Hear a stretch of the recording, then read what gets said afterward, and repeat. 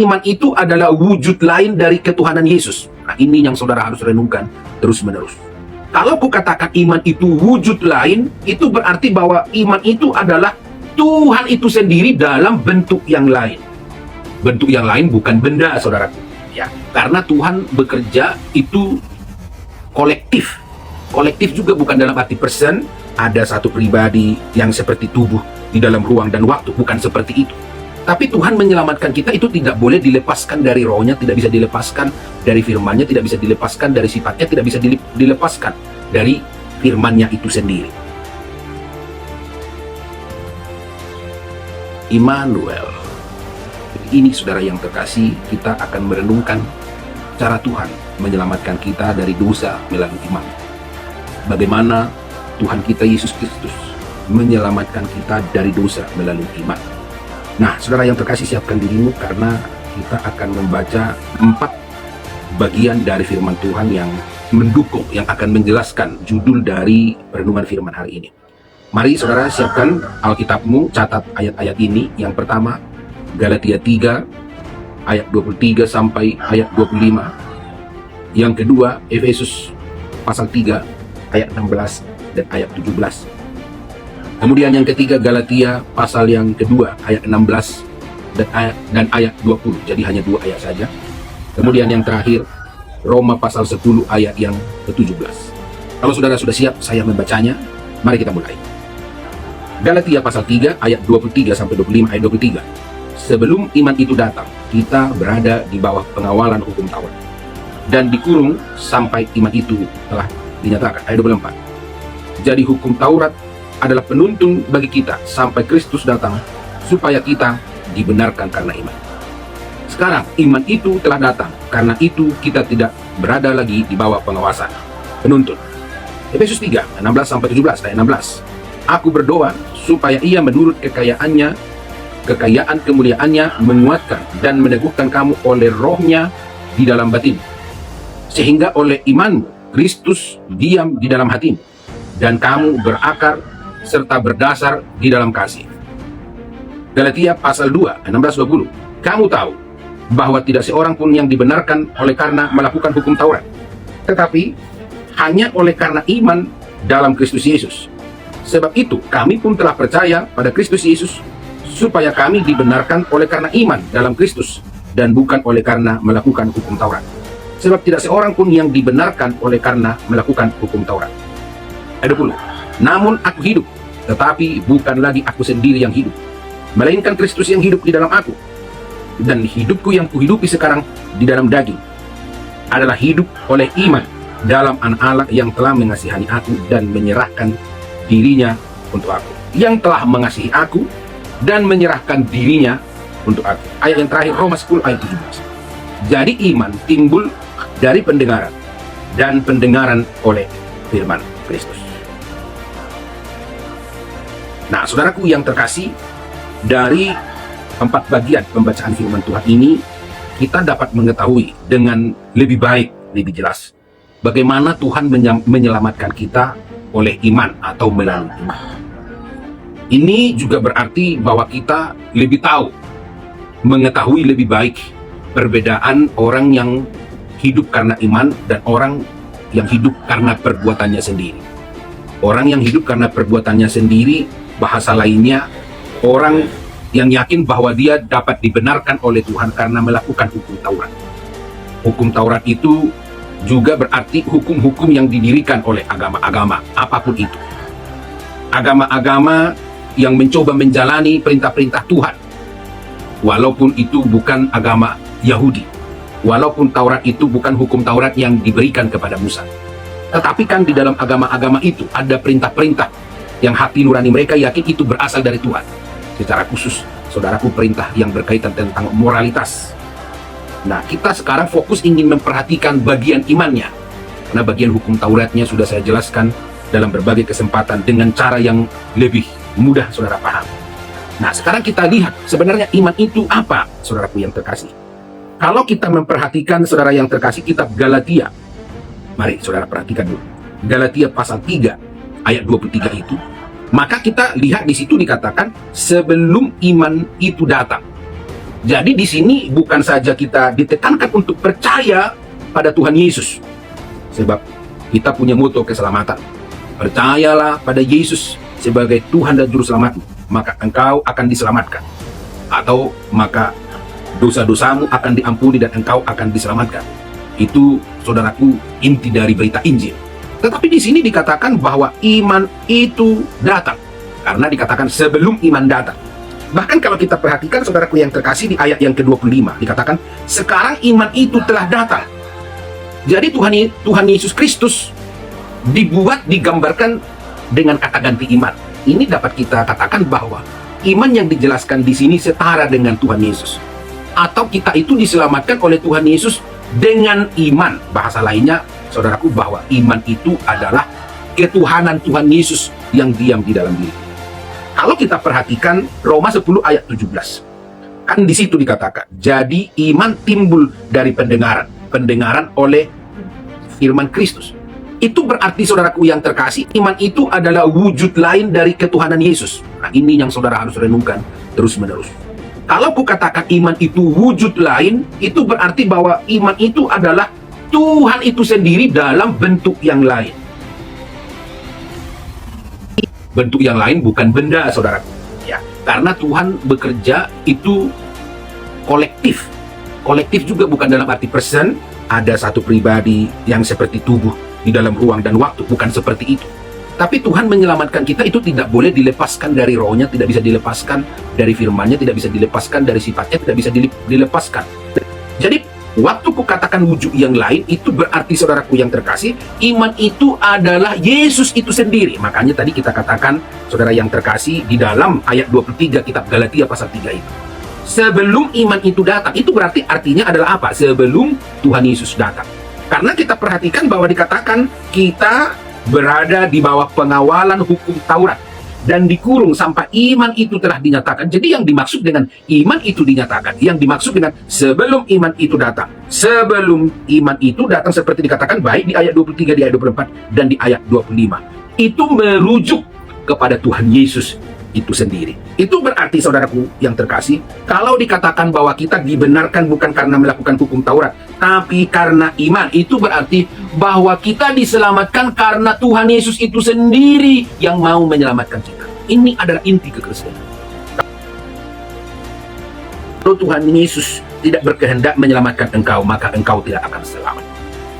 Walaupun, saudaraku, bukan berarti kalau kita mengatakan demikian, oh kalau begitu aku tidak perlu mencari kerajaan Tuhan karena itu bukan bagian dari usahaku. Tidak begitu maksudnya, saudaraku. Kalau kita katakan bahwa kalau Tuhan Yesus tidak memilihmu, engkau tidak akan selamat. Kalau kukatakan bahwa keselamatan itu adalah kasih karunia karena Tuhan yang memanggil dan memilihmu, maka kita tidak boleh mengatakan kalau Tuhan yang menetapkan dan memilihku, kalau begitu buat apa aku harus datang kepada dia? Toh kalau bukan Tuhan yang memilihku, maka sia-sialah kedatangan. Ini adalah pikiran yang sangat bertentangan dengan pemilihan dan keselamatan yang diberikan oleh Tuhan. Untuk hal ini nanti kita akan pelajari secara khusus. Tapi dapat kita katakan, saudaraku yang terkasih, bahwa iman itu adalah wujud lain dari Tuhan Yesus, dan itu terjadi pada waktu kita mendengar firman-Nya. Dengan kata lain, maka dapat kita katakan Yesus setara dengan firman-Nya. Ini kalau kita renungkan, saudara yang terkasih, berarti pada waktu engkau mendekati firman Tuhan, engkau tahu bahwa itu mendekati Tuhan. Mendengar firman Tuhan itu setara dengan mendengar Tuhan. Merenungkan firman Tuhan itu setara dengan merenungkan Tuhan bicara.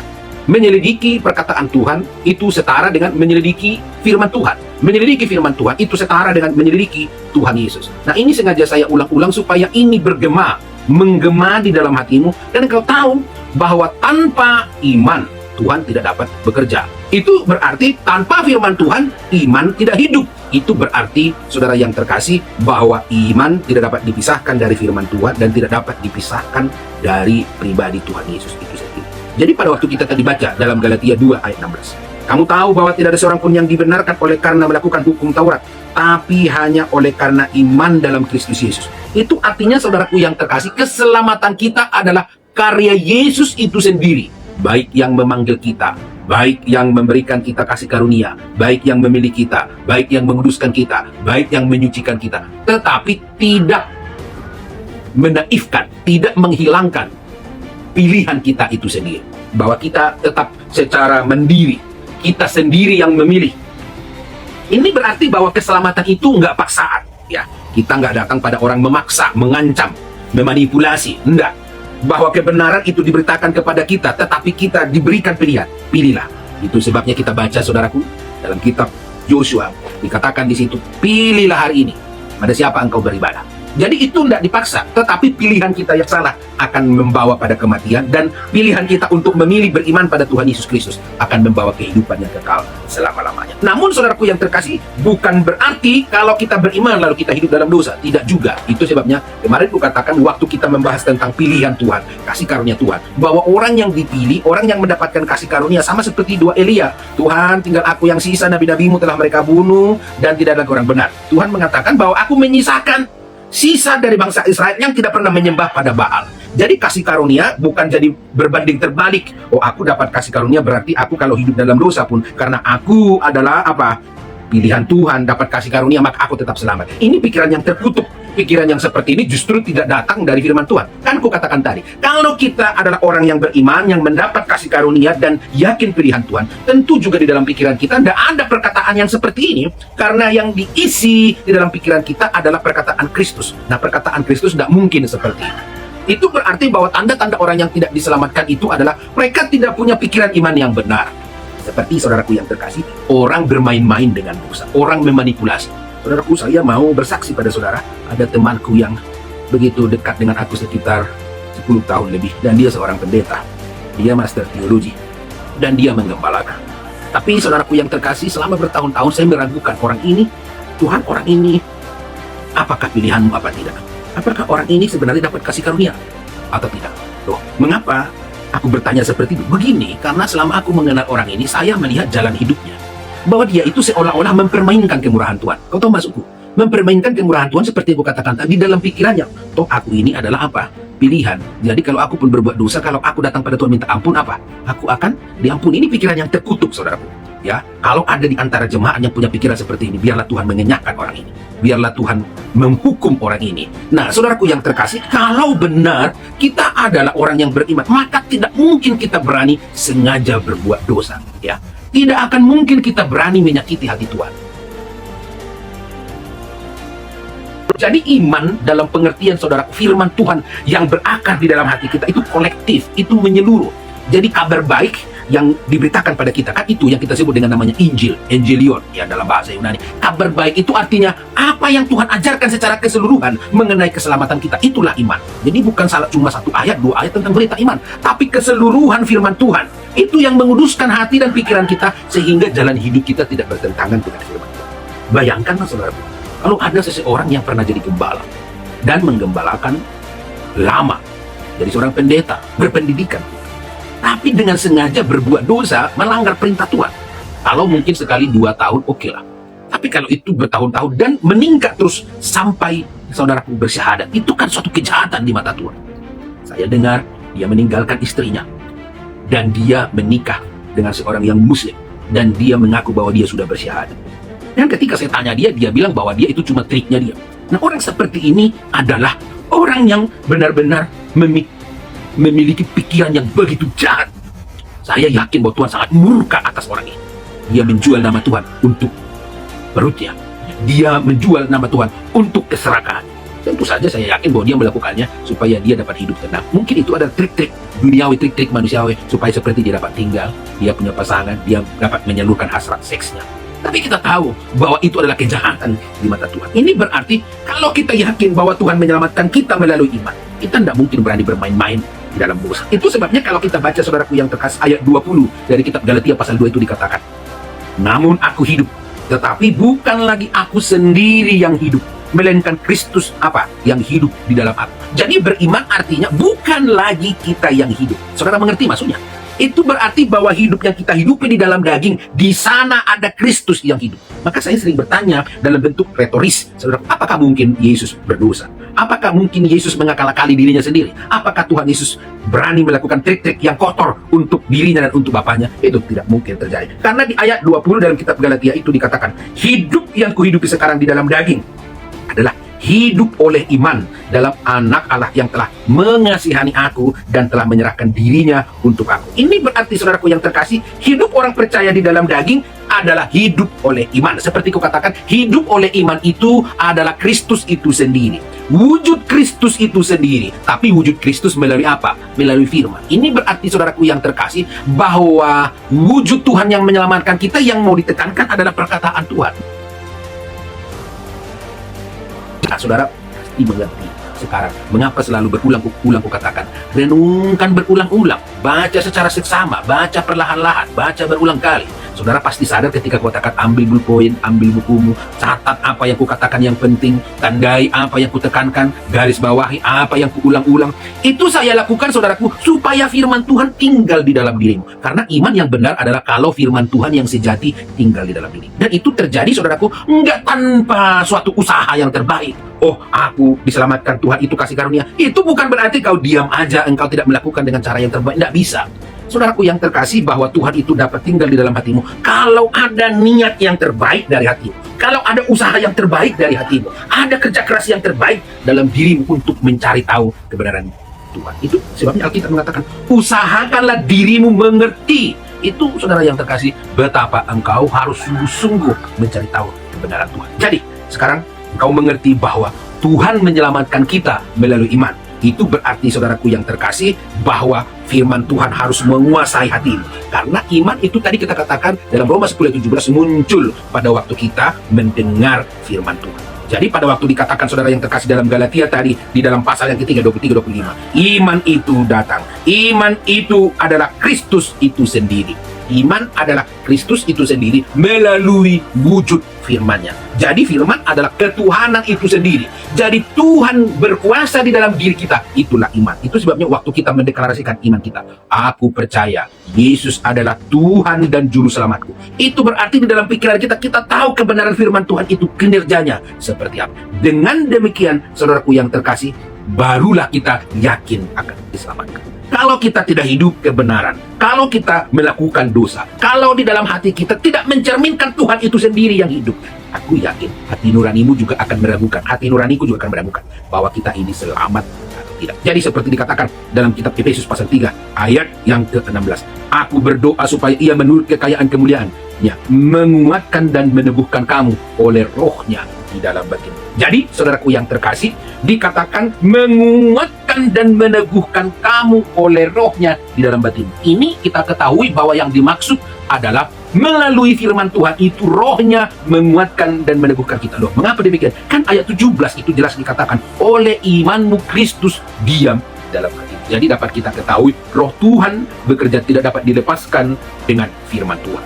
Jadi waktu kita katakan aku beriman kepada Tuhan, itu karena apa? Firman Tuhan telah berdiam dalam pikiran kita, berdiam dalam hati kita. Pada waktu firman Tuhan berdiam dalam pengertian ajaran-ajaran Tuhan itu kamu periksa, kau selidiki, itu kita sebut dengan Injil. Injil berita tentang kabar baik, baik nubuatan-nubuatannya, baik janji-janjinya, apapun, semua entitas yang dibutuhkan untuk memperlengkapi kebenaran imanmu itu. Kalau engkau hidupi, kalau engkau masukkan dalam pikiranmu, dalam hatimu, dengan hati yang benar-benar rindu akan Tuhan, disitulah Roh Tuhan akan bekerja. Itulah cara Tuhan menyelamatkanmu, menyelamatkanku melalui iman.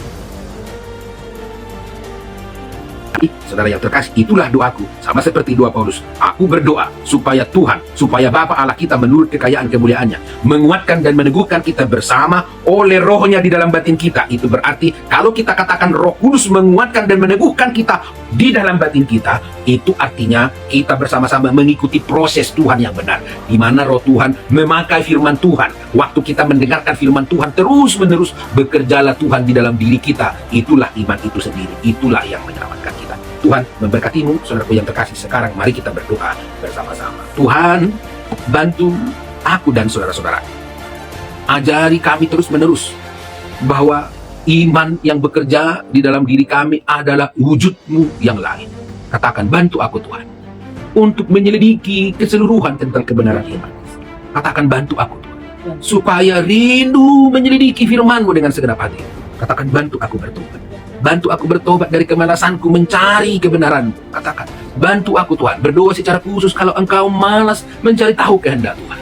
Kalau engkau belum segenap hatimu menyelidiki firman Tuhan, engkau tahu engkau berada dalam bahaya yang besar. Katakan, bantu aku Tuhan supaya tidak malas menyelidiki kebenaran. Bantu aku supaya tidak malas mencari tahu kebenaran firman-Mu tentang kebenaran iman.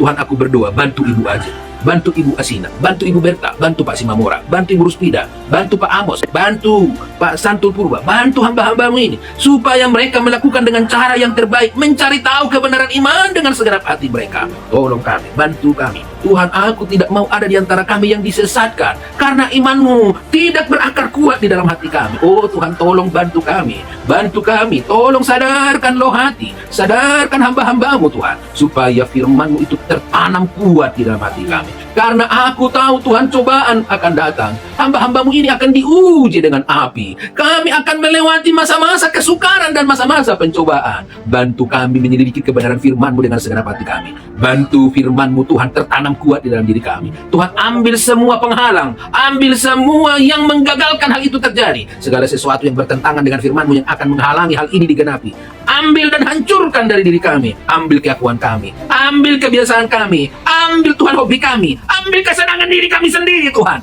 Bantu kami jadi pribadi-pribadi yang merenungkan firman-Mu, merenungkannya siang dan malam. Demi nama Tuhan Yesus, katakan amin. Kita deklarasikan firman Tuhan yang menyembuhkan kita, dan katakan amin dengan sungguh-sungguh. Oleh bilur-bilur Tuhan Yesus, sembuhlah pikiranmu yang sakit. Oleh bilur-bilur Tuhan Yesus, sembuhlah kebiasaanmu yang sakit. Oleh bilur-bilur Tuhan Yesus, sembuhlah habitmu yang sakit. Oleh bilur-bilur Tuhan Yesus, sembuhlah kerinduanmu yang menyimpang. Oleh bilur-bilur Tuhan Yesus, sembuhlah kebiasaanmu yang salah. Sembuhlah gaya hidupmu, sembuhlah jiwamu, sembuhlah pikiranmu, sembuhlah hidupmu. Oleh bilur-bilur Tuhan Yesus, dimanapun kuasa penyakit itu berada, kuasa penyakit hancurlah, kuasa dosa hancurlah. Oleh bilur-bilur Tuhan Yesus, sembuhlah engkau, sembuhlah anak-anakmu, sembuhlah rumah tanggamu, sembuhlah masa depanmu. Demi nama Tuhan Yesus, kita berdoa dan mengucap syukur. Haleluya, haleluya, amin.